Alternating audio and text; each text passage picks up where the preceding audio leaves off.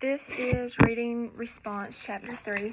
Number 1 says, first, vocabulary must go beyond the traditional procedure of having students copy a list of words. Second, vocabulary instruction must be ambiguous, involving a clear presentation of word meanings and contextual examples. Next, multiple exposure to target words is necessary if vocabulary instruction is to have a measurable impact on vocabulary, ultimate, and reading comprehension. Number 2,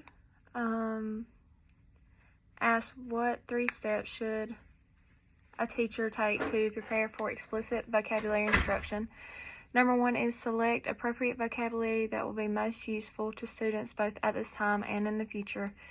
Number 2 is determine how each word's meaning will be conveyed to students.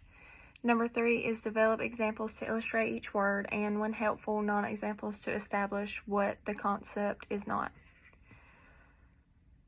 Number 3 is the sentence. It is suggested that you teach 3 to 10 vocabulary terms in depth for each specific story, proportion of the chapter, or body of knowledge to be introduced.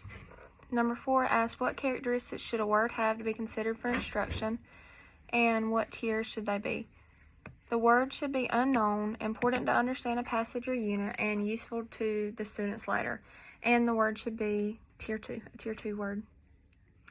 After carefully selecting words, what 5 possible methods could be used for communicating the meaning of words?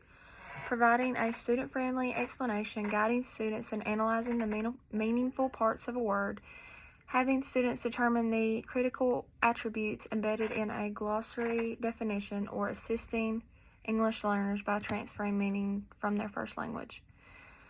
Number 6, when you are teaching students the meaning of words, it is wise to use definitions that are easy to understand, contain only known words, and indicate how the word is used.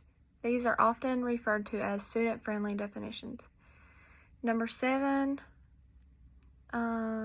ask examples and non-examples can be presented in what 3 ways? There are concrete examples, visual examples, or verbal examples. Number 8, on page 75, what are the 4 steps in explicit vocabulary instruction? What are the 4 steps in explicit vocabulary instruction routine? Step 1, introduce the word. Step 2, introduce the meaning of the word. Step 3, illustrate what examples. And step 4, check for students' understanding. Thank you.